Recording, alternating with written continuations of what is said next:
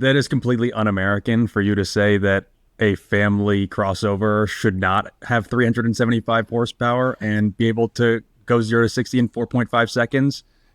Completely unacceptable.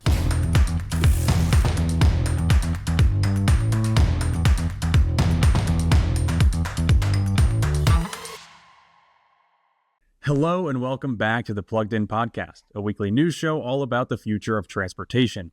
I'm Tim Levin, senior reporter at InsideEVs. We've got a lot to dig into this week, including more unfortunate news about the EV tax credit, a new low-cost battery chemistry from GM, and a bunch of new EVs from Toyota.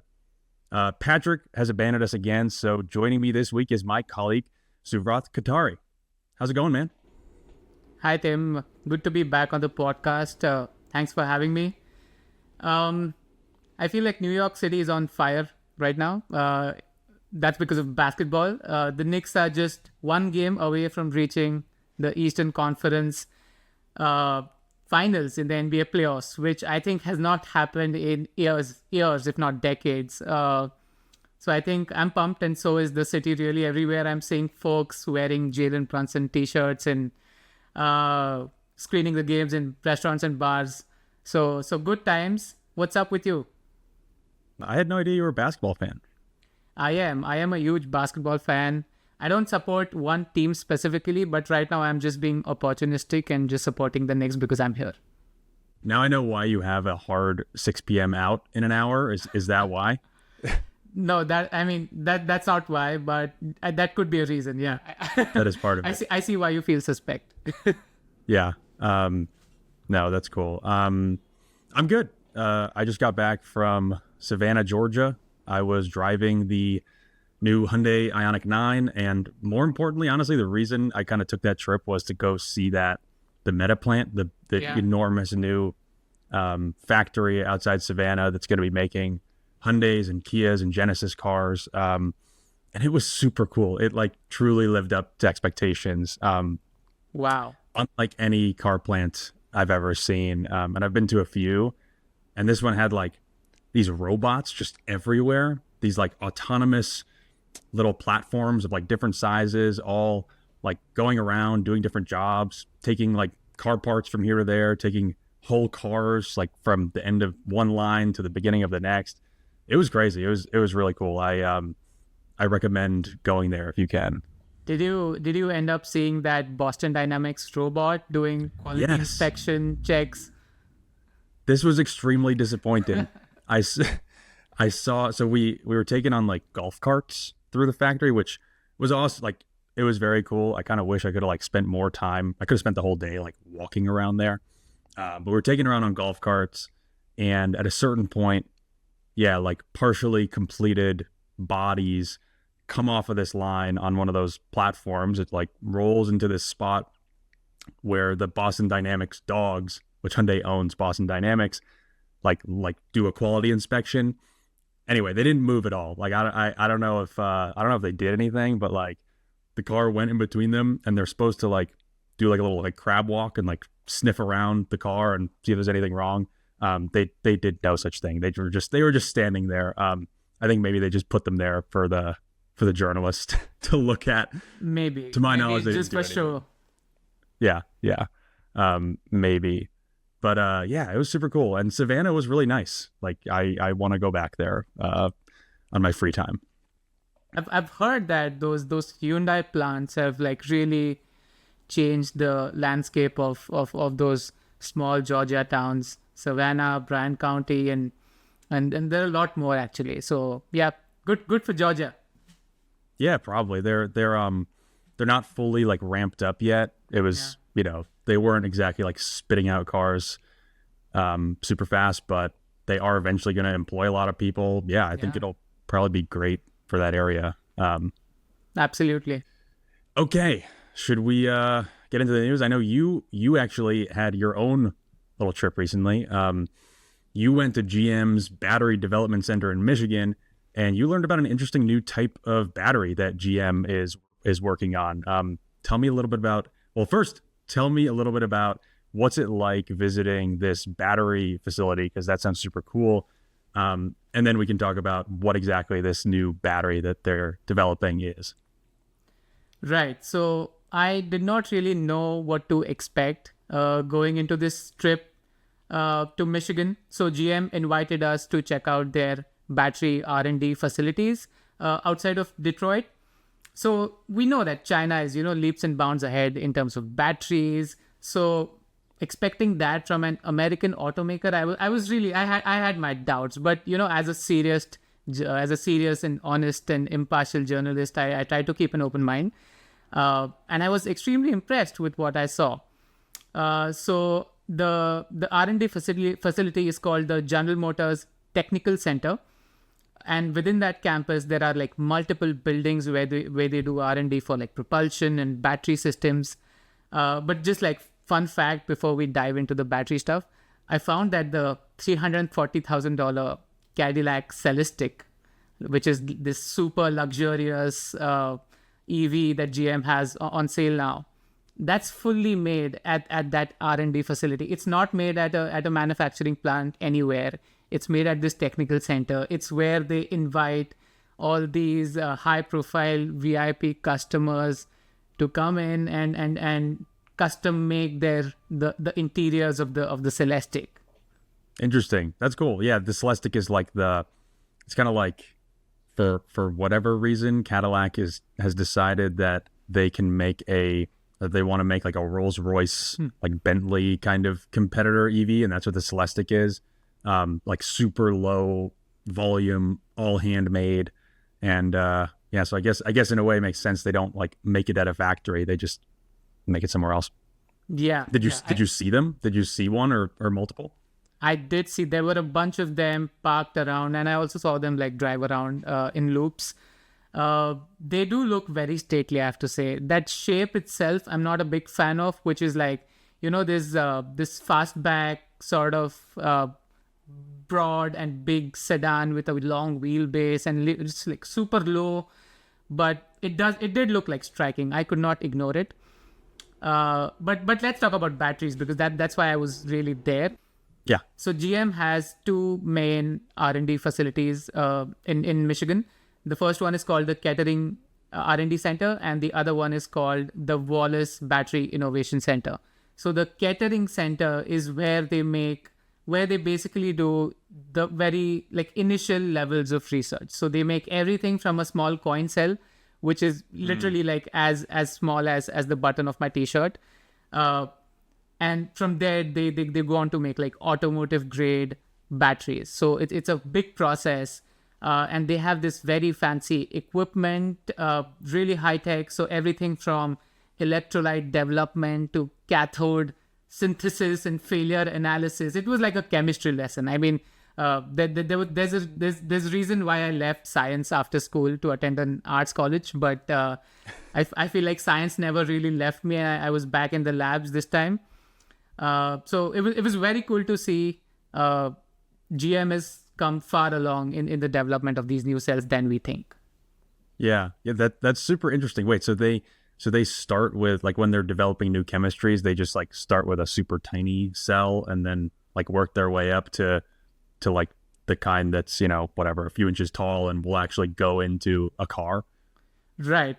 That's exactly what that is. Think of battery development like a recipe, like a food recipe. Once you get the recipe right, then you have to focus on scaling, and scaling is where the technology lies. Like you can create any recipe you want, but the real challenge is to make it across big surfaces in big plants and like reduce the number of defects that happen across those plants. So yeah, it goes right from a small coin cell to your regular 2170 or 4680 that Tesla makes, but really starts on the small level. Cool. Yeah. So what is this new? I think it's LMR battery, and why does it matter? Like, what is new about this for GM or for the EV world? Right. So LMR stands for lithium manganese rich. That's a relatively new chemistry. It's been around for decades, but GM has been working on for it for about 10 years now, and they really started doing the development for it at an accelerated pace from 2020 onwards. So when we're talking about LMR or NMC or LFP, these are basically what's called as cathode active material, or CAM, as they're known in the battery world, because the anode side of the battery, which is where your charge deposits, when a vehicle battery is fully charged, all those active particles go to the anode side, and anode is usually just graphite. Nowadays they're mixing a little bit of silicon in the anode, but the real magic happens on the cathode side. And NMC and LFP are basically cathode active materials. The problem with NMC is that cobalt is the most expensive and dirty material in a battery, which is why nowadays we have what's called as a high nickel battery, where the level of cobalt is lower and nickel content is increased. And that's all done in the interests of costs. And I'm sure you've heard cobalt has all sorts of problems, right? It's a byproduct of copper. Copper mining is problematic. We've seen like labor violations across the world really happening. So manufacturers are trying to come clean now and reduce their reliance on cobalt. But nickel is not all that clean either. It's also extremely expensive. Most of it is mined in Indonesia. Most of it is processed in China, as everything is when it comes to batteries these days. Right.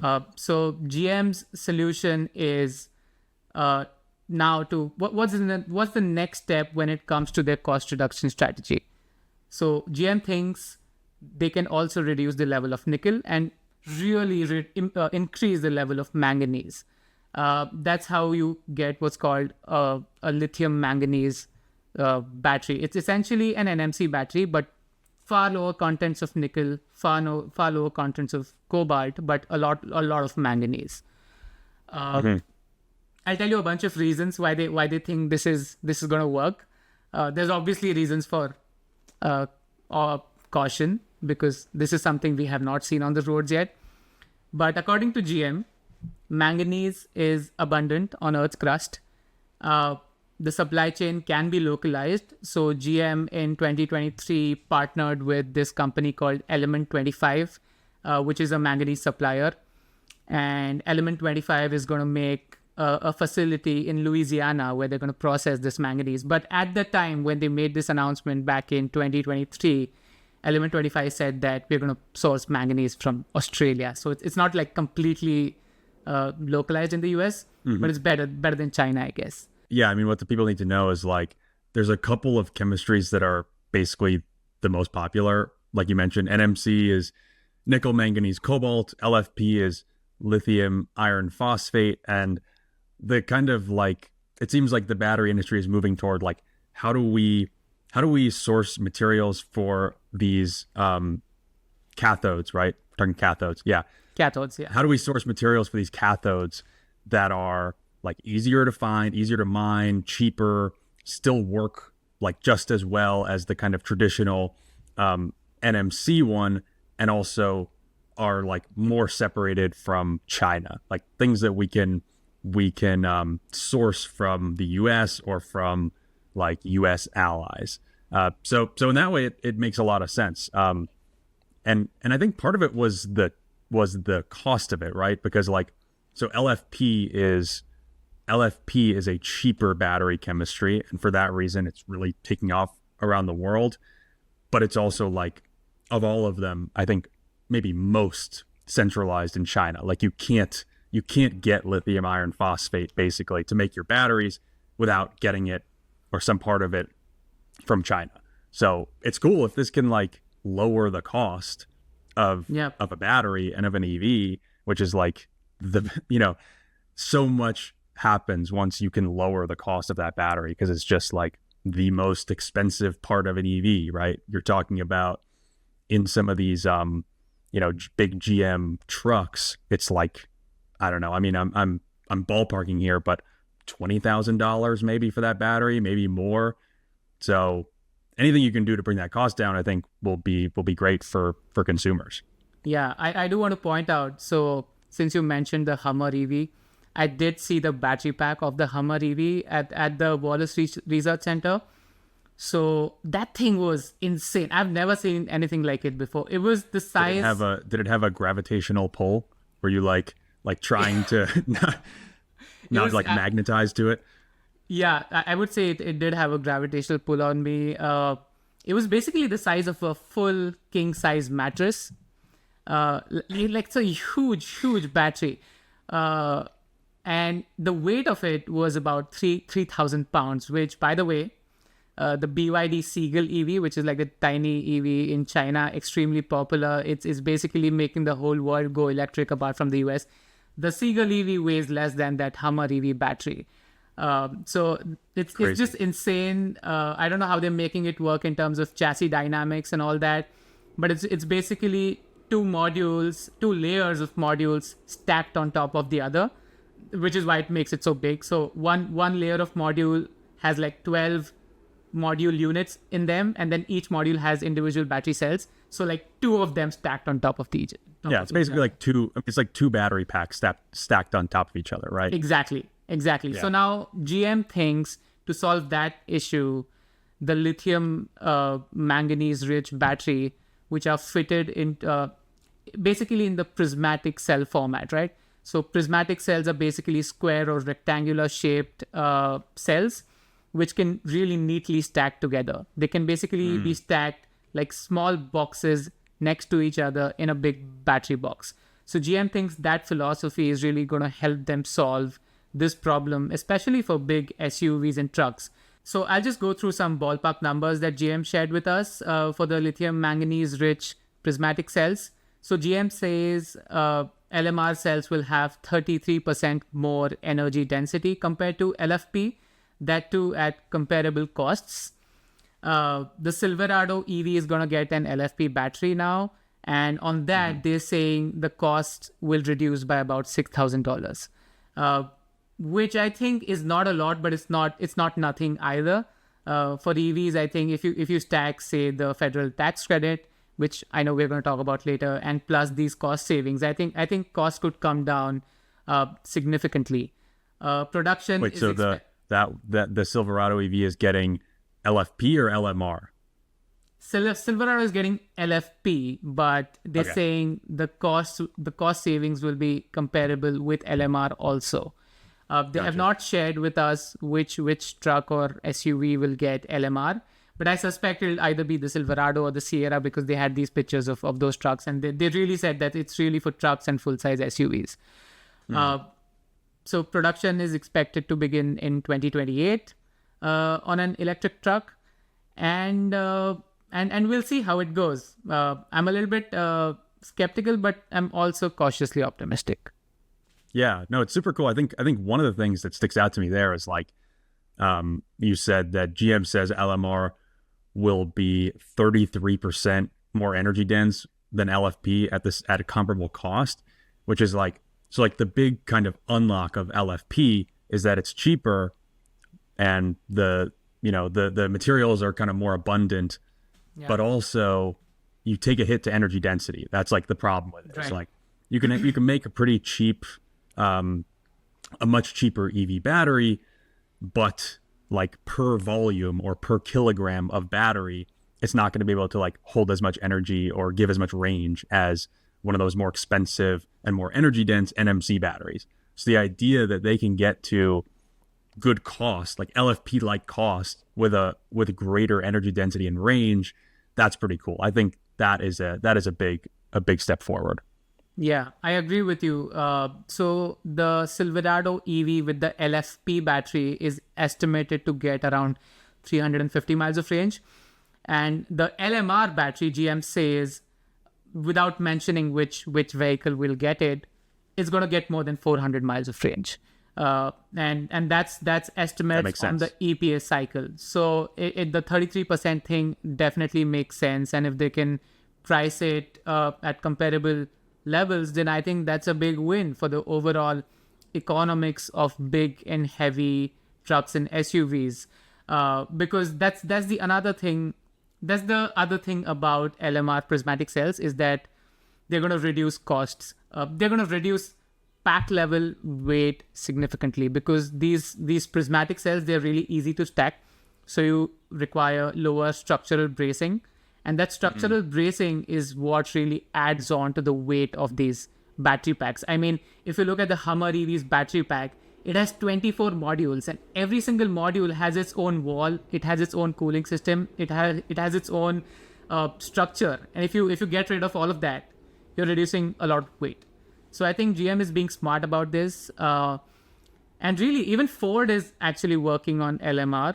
And one thing a Ford engineer told me this week was that LMR is going to be the LFP of the Western Hemisphere, which is really bold. Interesting. Yeah, that makes sense. If it's materials that are more easy to get here, then yeah, could be. Last thing I'll say, I think we should move on. But I think it's kind of one of those moments where you realize just how early everything is in EVs. Like, modern EVs have really only been around for, 10 years, 15 years.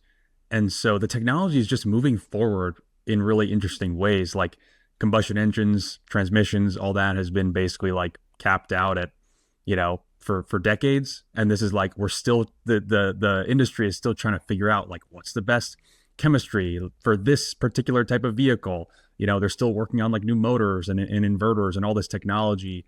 So it's really cool to see that it's, still progressing, right? Right. Yeah, you're absolutely right. I think we're all growing and learning together, not just journalists, but I think the whole engineer and scientific community is also, for them also, it's like a new language, and they're also still learning. But EV batteries are not the biggest news of the week, right, Tim? What else do we have cooking? Yeah, Toyota gave the lowdown on 3 new EVs this week. There is a new refreshed bZ4X, which has been its sole EV, and now there's also a couple of new ones that we'll talk about after that. But first, what's new in the bZ4X? I think the best part about it is that they changed that horrible name. Now it's just the BZ, and so yeah, a lot less of a mouthful. Kind of made you wonder before, like, whether they were actually trying to sell these things with that name. But now it's just the BZ. Yeah, I mean, right after I wrote the bZ4X story, a lot of people have commented that bZ4X owners already call it the BZ, because I guess it's too painful to call it bZ4X every single time. So I guess Toyota was like, yeah, we hear you. So I'm happy we're done with that dumb alphanumeric name. Yeah, but yeah, apart from that, it's kind of like they took all the complaints that people have had about the bZ4X since it came out a couple of years ago, and we're like, all right, we're just gonna go, like, we've heard enough. Like, please shut up, people. We're gonna go down this list and be like, okay, name's annoying, more range, all that stuff. So yeah, what else did they do to the bZ4X? Yeah, I think we are part of that community who has been like screeching and screaming to improve the bZ4X. But yeah, so the biggest news is a lot more range, 25% more range on the BZ now. So the top front wheel drive trims will get up to 314 miles. That's thanks to a bigger 74.7 kilowatt hour battery that they have now. And they're doing this a lot like Hyundai does with the Ioniq 5. It offers a smaller battery pack and a bigger one for those who need that extra range. So there's also a smaller 54 kilowatt hour battery pack on the entry level BZ now. The charging speed is interestingly still the same. So it's capped out at 150 kilowatts. But I think they're going to improve the charging curve. And they've done a lot in terms of the EV powertrain. So it has battery preconditioning now, which basically helps your battery to get to the correct temperature before you begin charging. And that really improves the efficiency and speed of charging. And they also now have a heat pump, which I think should be standard at this point in America. Not all EVs have those yet. But a heat pump is basically another device in your EV which really helps manage the thermal efficiency of your vehicle and optimizes your charging speed, your range in colder climates. Yeah, and it's a much more efficient way of heating the vehicle, right? Like heating the cabin of the vehicle is my understanding. The problem with EVs, and I experienced this when I road tripped the old Toyota bZ4X, when it was really cold out, is like if you're heating your cabin, you're just taking a ton of energy from the battery, unlike in a combustion car where the engine's just generating heat, and then when you turn the heat on, it just blows it into the cabin.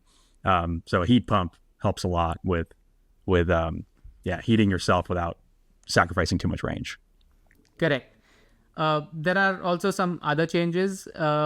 So it has slightly sharper looks now, which are obviously not big differences, but I think it makes a big impact on how the bZ4X looks. But there's more to the new bZ. I keep saying it bZ4X because it's just so ingrained in my brain right now. The new bZ also gets a new trim now. Yeah, it's kind of like just textbook basic EV stuff that they probably should have done to this car from the very beginning, right? Like the complaint was always it had like the starting range was like 220 something miles of range. Yeah. Max was like 250-ish.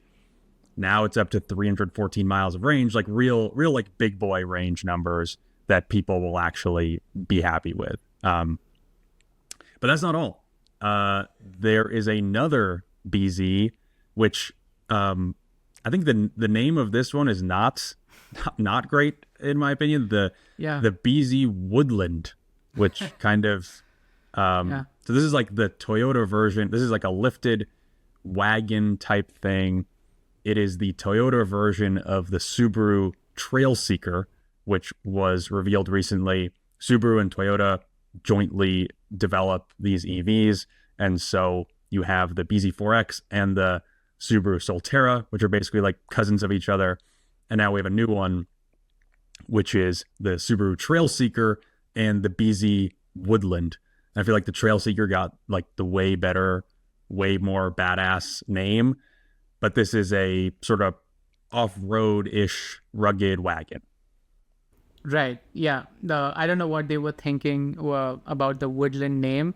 The Trailseeker is definitely a cooler name. So, but they're basically twins, and they wear different clothes. That's what this is. So the bZ Woodland is just like an electric Subaru Outback, just like the Trailseeker. So it gets a bunch of off-road chops that includes standard all-wheel drive. The motors are upgraded. So just like the bZ, it also gets these silicon carbide semiconductors in the electric motors, which apparently make the car a lot faster and more efficient. And speaking of a faster EV, this one gets 375 horsepower, which I think is absolutely ridiculous when you think of the audience, right? Like these are just regular families who might be a little bit like adventurous, and these are regular EVs. I'm gonna play the role of Patrick right now and say, Suvrat, that is completely un-American for you to say that a family crossover should not have 375 horsepower and be able to go 0 to 60 in 4.5 seconds. Completely unacceptable. That is what everybody should have. Right. I agree, actually. Adventure is better when it's shared, right? So I think everybody should get like fast EVs and wagons and SUVs. But yeah, so this one can do 0 to 60 miles per hour in 4.5 seconds. And that should absolutely very easily smoke the GR86, which is the gas-powered small sports car Toyota has. And this comes within half a second of the Supra. Which I think is pretty impressive. So apart from the performance advantages, the bZ Woodland also has lots of off-road chops. So that includes an additional inch of ground clearance. So now the ground clearance is 8.3 inches. It is 6 inches longer, and much of that extra length is in the rear overhang. So it has more space for cargo. So your camping gear, your surfboards, your tents, all of that should fit really neatly inside. And it also has some design changes. You get off-road rugged body cladding all around. You have roof rails. So yeah, really neat job from Toyota. We'll see how this actually looks on the road. But there's also another model that they have that we're going to talk about, right, Tim? Yeah. Yeah. So you mean when you say 6 inches longer, it's like a stretched bZ4X where they just, instead of putting like more seats or something, they just like stretch the cargo area. So it's like a wagon. Right. Yeah. And then there's the other one. The last one is a new EV called the CHR, which, if you'll remember, that used to be a gas powered kind of small, like subcompact Toyota crossover. Now that name is coming back as a smaller than the bZ electric crossover with 338 horsepower, 290 miles of range. That is pretty solid specs all around. And by the way, all of these have the Tesla style NACS port, the kind of new charging standard. So you'll be able to use these at Tesla superchargers everywhere, which is another really cool touch here. I think the kind of bottom line is like, and we talked about this, so like people who listen to the show, you may remember we talked about this a couple months ago. Patrick he like previewed a bunch of new Toyota EVs. We weren't sure exactly what was going to come to the US and what specs it would have. Now that's basically all this stuff is actually being announced for the US. And I think what's cool is that Toyota kind of has been dragged kicking and screaming into EVs. They have lobbied against pro EV policies. They've been really stuck in the mud about hybrids and plug-in hybrids being the real answer to like reducing emissions around the world. Makes perfect sense. They are the absolute undisputed king of hybrids. So like they want that to be the future. Yep. Although all along they have been developing EVs, and now we're starting to see finally like Toyota really kind of get in the game here, right? Like it used to have just the bZ4X, this like pretty lackluster EV that for some reason just cab drivers in New York City bought. And now they're like upping their game with a bunch of, not just a new bZ4X, but a bunch of new models, which is really cool to see, because I think the important thing is like Toyota's the biggest car company by sales in the world. They have been largely sitting this out, and they've also been the company that everybody wants an EV from. Like you look at these surveys and they ask people, car buyers, like, who would you trust to buy your next electric car from? And for years, it's been like Toyota at the top, like above Tesla. Yeah. Because people just think Toyotas are reliable. They like them. They already drive a Camry or a RAV4. And like, they're not going to go buy a Tesla Model Y, or like a Cadillac or whatever. Like they want their Toyota because that's what they've been driving and that's what they like. So I think Toyota's probably going to do pretty well here. I think they're going to start to clean up once all these new cars start hitting the road. Absolutely. Yeah, I agree with you on that. Believe it or not, but Toyota sold more than 18,000 units of the current bZ4X, which is like a half-assed, lackluster EV, no range, like very low range, not that many features. And Subaru sold 12 to 13,000 Solteras, which is basically the same as the bZ4X, but with a different design. So those are serious numbers. And Toyota, I think, really saw the opportunity here to scale up and clean their act. Of course, it's not up there, say, with the Model Y or something, but I see these bZ4Xs and Solteras everywhere. I don't know about California, but in New York, they're literally everywhere. In fact, I took a ride in the bZ4X from JFK last week, and I asked the driver what he thought about it. It was my first time riding in a bZ4X, really. And he was like, he loves the car, but he would like more range and faster charging and more charging options also, which is a separate issue, obviously. So I think a lot of these New York City cabbies have gone ahead and bought these cars because they know the brand and they trust the brand. And also a lot of private owners will now be interested in the new bZ and the bZ Woodland and the CHR because these are really a bunch of new options in the super hot electric crossover market. Yeah, I just had to. I heard you say bZ Woodland again. And I was like, God, I'm like, sorry, Toyota, but that is not a good name. It just calls to mind like fairies or something, like a fairy tale. It doesn't sound like the kind of badass, like rugged, off-road. They should have stuck with the other off-road names that they have for the gas cars, like the TRD Pro or the Trail Hunter. They have like a Tacoma dude. Trail Hunter. Yeah, that would have been cool. Yeah, like the Subaru's got like the Outback Wilderness and stuff like that, and Toyota has the bZ Woodland. We'll see how that works out. It looks cool. Name not so much. Okay, let's move on from Toyota. So last week we talked about how Congress was likely going to kill the EV tax credit. That's what House Speaker Mike Johnson said. Now we know a little bit more about what that plan may actually look like. The House Ways and Means Committee advanced a proposal to end basically all of the clean energy related tax credits that were created by the Inflation Reduction Act, and it's not looking good for EVs. This is just a draft, or I guess at this point it's not a draft, but this is an early stage of the legislation. This is not law yet. It still needs to go through the budget reconciliation process to actually be part of the, quote unquote, big, beautiful bill that Donald Trump wants. But as of now, based on the words of this proposal, Congress is on track to cut the $4,000 incentive for used EVs and the credit for commercial EVs after December 31st.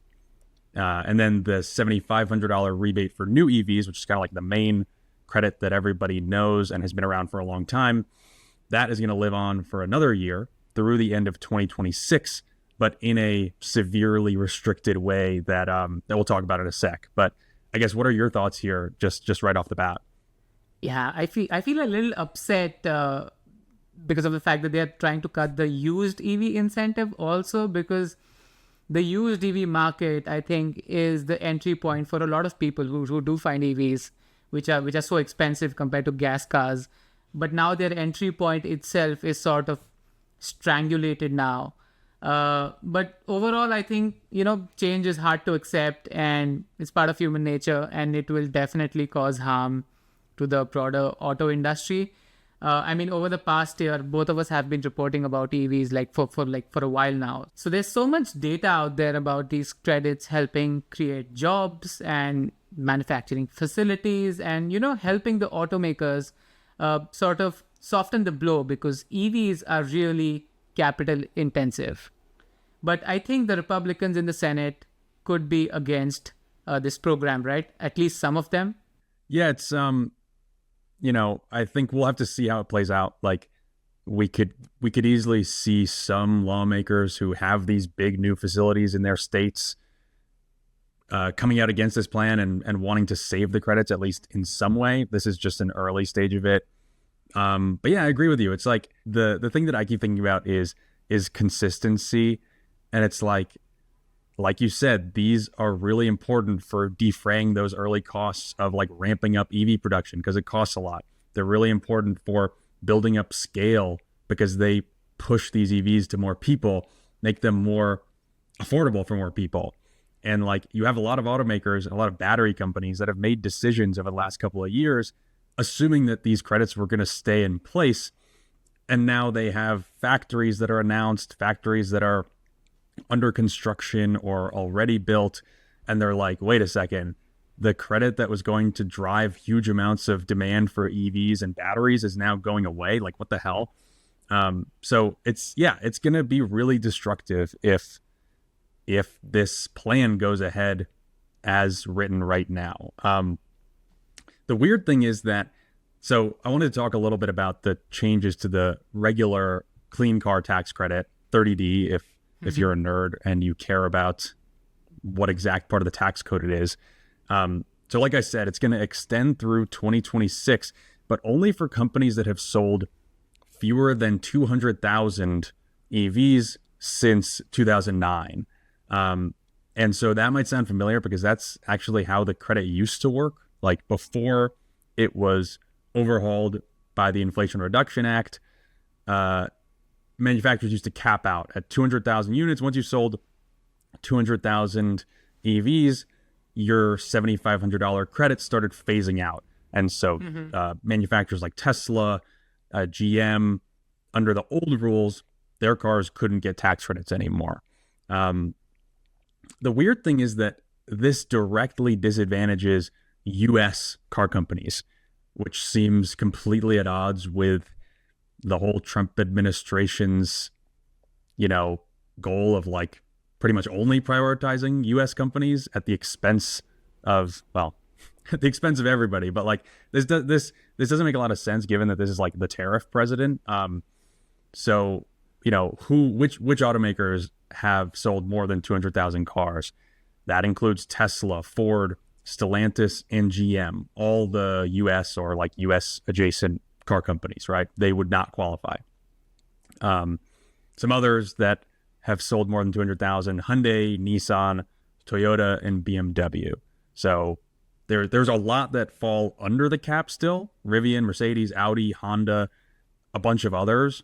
But those U.S. companies are just not going to benefit from this for the next year. Yeah, it sounds like the companies that are really trying to drive this shift, especially in the mass market, are going to be affected. I mean, not that Rivian and Audi and Honda are not doing a good job, but like we need GM and Tesla to continue selling more EVs in this country, but that's not happening right now.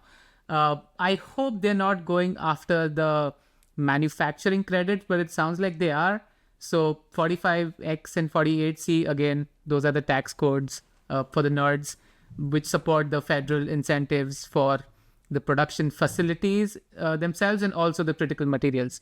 I mean, there was an interesting stat I read a few days ago about how these dollars work. So for every $1 of federal incentives that the state of Georgia was getting, there was $4.50 of private investment that was also happening.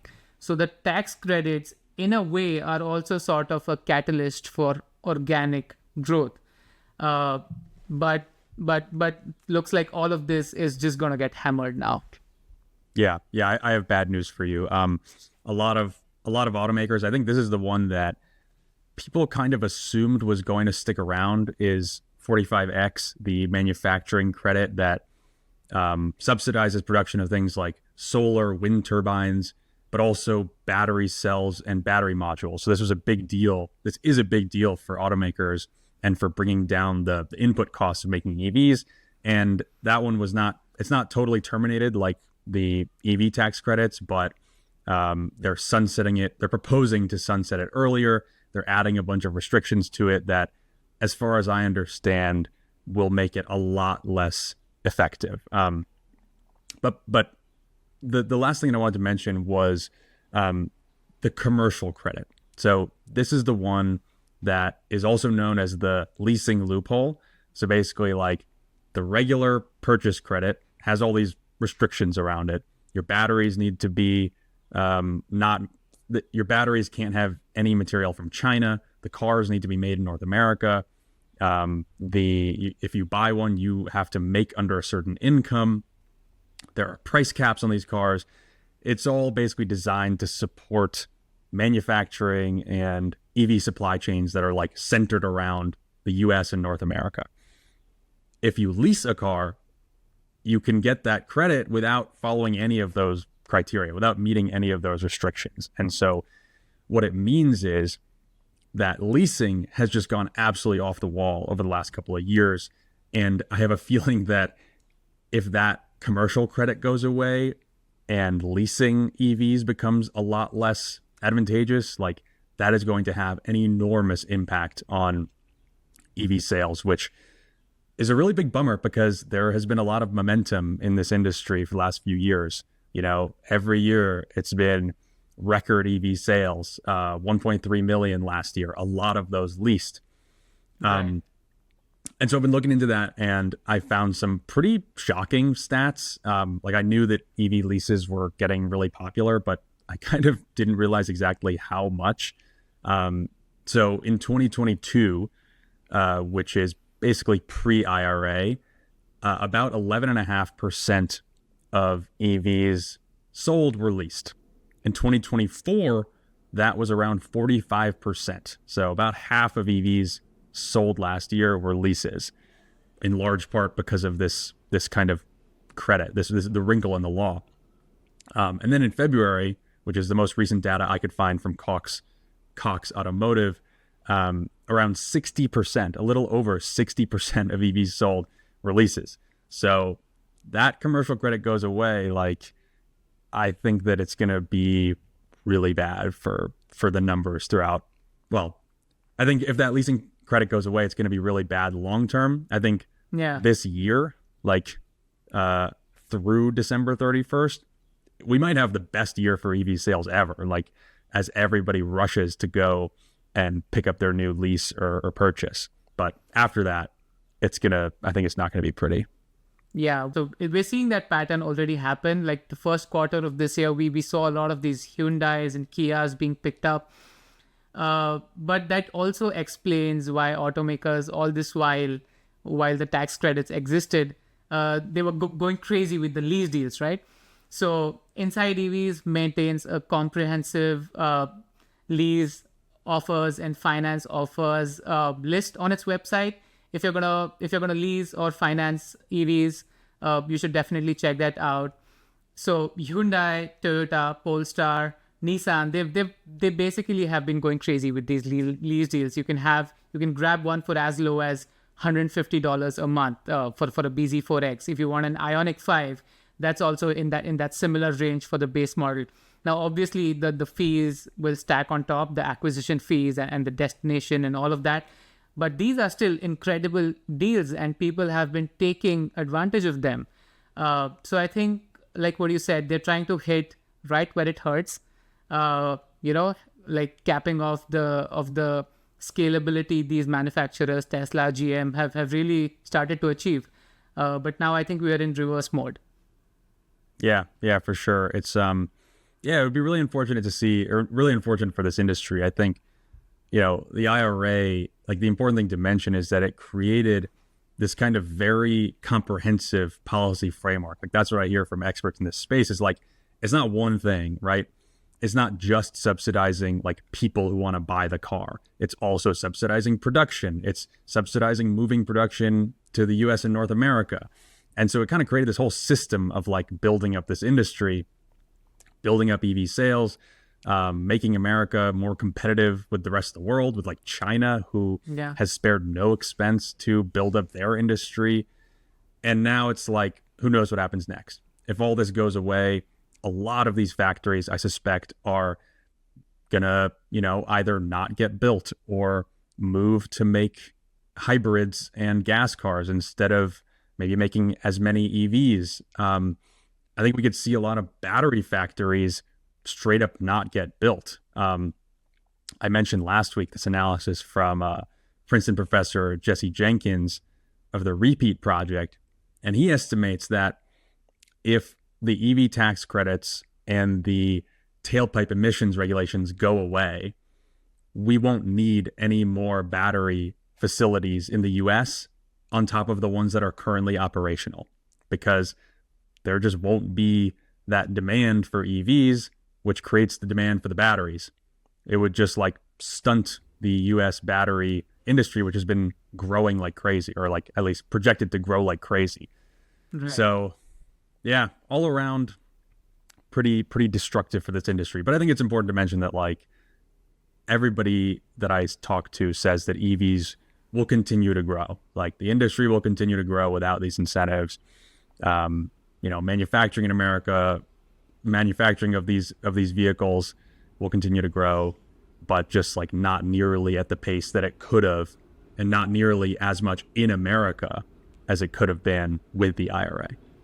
Yeah, you're right. I think folks don't give, especially those in the government and lawmakers who make these decisions, they don't give enough credit to the IRA, which, like you mentioned, it's not just subsidizing the cars, right? They're giving credits across the supply chain, upstream and downstream, to really uplift this whole industry and make America more competitive in this whole technology, right? Because it's not just a race for climate change or selling more EVs. It's a tech race, and we're lagging behind in that. And in 2023, North America was the fastest growing battery manufacturing region in the whole world. Even it was growing even faster than China, and that was because of the regulations which were put in place under the IRA by the previous administration. But I guess now we're headed in a completely different direction. But I also do agree that at some point America would need some organic growth in terms of EVs. But I just wish that happened, like the phasing out of the tax credits was more gradual and not so sudden. Yeah, we definitely could see that exact thing, right? I talked to a Kia executive late last year who was like, yeah, it would be stupid to remove the tax credits, but if you do, at least phase it out gradually over time. So there's going to be a fight over this stuff over the next weeks and months. This isn't all settled yet. We could see exactly that.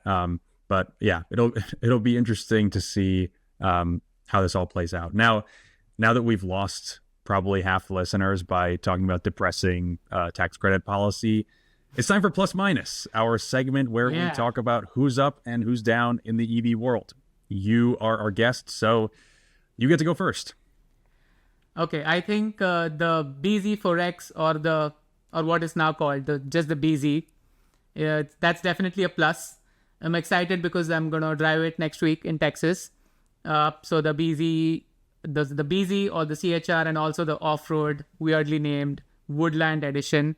I think it's a win because Toyota finally listened to everybody's cries and demands, and we finally have more range, more features. It looks a little bit cooler, more than 300 miles of range. So that's a big plus for this week. Yeah, I'm excited to hear what you think about that. Yeah, I have a minus, and it is the fact that this was a weird tweet. It was like this week in weird tweets from the Trump administration. EPA Administrator Lee Zeldin said, "Start-stop technology where your car dies at every red light, so companies get a climate participation trophy. EPA approved it, and everyone hates it, so we're fixing it." So basically, the head of the EPA wants to fix, quote unquote, the feature that starts and stops your car every time you stop, so you don't idle. Which is just like, it feels to me a lot like Trump's obsession with like shower head pressure. It's like this thing annoys me in particular, so I'm going to build an entire policy around it. I don't know, man. It's like such a weird thing for the EPA to do. First of all, the EPA does not force car companies to do this. They incentivize them to do it by giving them extra emissions credits if they implement this in their cars. And yeah, everybody that I talk to about this is like, oh, thank God, because that is really annoying. I hate that my car does that.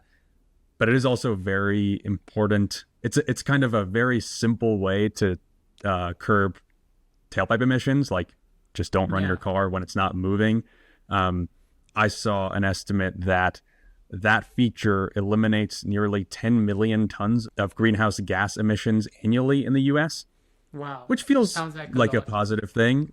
Yeah, that sounds like a lot of tons. So yeah, that was a weird one. That's a weird one, and that's my minus. It really blows my mind how they come up with one new thing to attack every now and then, and it's almost every single time it's something extremely trivial like this.